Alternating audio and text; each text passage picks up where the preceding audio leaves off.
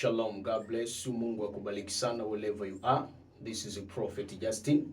Niko hapa tena siku ya leo ili niweze kushare na wewe kisa ambacho kilitokea wakati fulani kikimhusu mama mmoja. Huyu mwanamke alikuwa ameokoka na alikuwa amebatizwa kwenye makanisa ya kiroho. Sasa akasikia injili ya mtumishi mmoja akisema kwamba ubatizo mliobatizwa kwenye makanisa yenu ya kiroho sio sahihi. Badala yake ubatizo sahihi ni huu. Sasa yule mtumishi akawa amekuja Tanzania kutoka nje ya Tanzania. So alipokuja yule mwanamke alienda na lengo lake kubwa lilikuwa kwenda pale akabatizwe. Sitataja huyu mama anakaa mkoa gani ama anakaa mji gani, lakini unielewe hivyo ni kisa ambacho kilitokea. Sasa huyu mama kabla ya kwenda kwenye huo ubatizo, huko nyuma alikuwa na bidii sana kwenye mambo ya Mungu. Kwenye kila kitu ambacho kilikuwa kinahusishwa na Mungu, alikuwa na bidii kubwa sana. Sasa akaenda hapo, na baada ya kwenda hapo, gari yake ndo ilitumika kubeba baadhi ya watu, kuwatoa kanisani, kuwapeleka eneo la kubatizwa. Baada ya kwenda kule wakabatizwa. Wezi kuamini kinachokisema kwamba kuanzia abatizwe, alipotea kabisa kwenye masuala ya kimungu katika ulimwengu wa roho. Yaani kwenye mambo ya Mungu alipotea kabisa. Yaani in short naweza nikasema alianguka, alifutika kwenye wokovu. Akawa ni mtu kama wa dunia, kama walivyo wa dunia wengine. Mara tu baada ya kutoka hapo. Kwa hiyo sio kila ubatizo ni wa kimungu.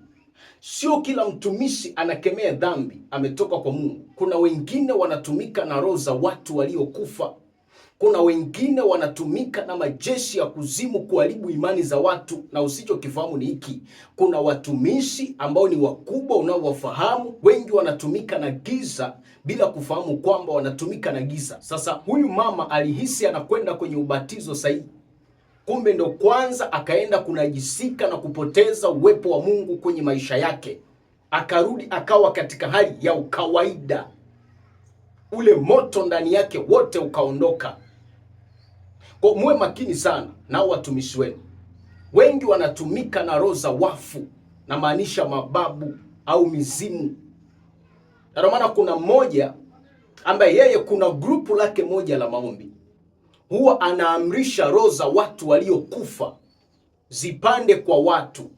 Yaani kwa mfano upo kwenye hilo grupu, anaweza akamuamuru mtu mmoja wapo kwenye hilo grupu apandishe roho ya mama yako aliyekufa. Alafu yule mtu akishapandisha ile roho ya mzimu, yule mzimu anaanza kukupa maelekezo wewe. Na huyo anajiita ni mtumishi wa Mungu. Yupo kwenye masocial media huko anakemea dhambi. Yupo kwenye masocial media huko anajifanya ameitiwa injili ya utakatifu.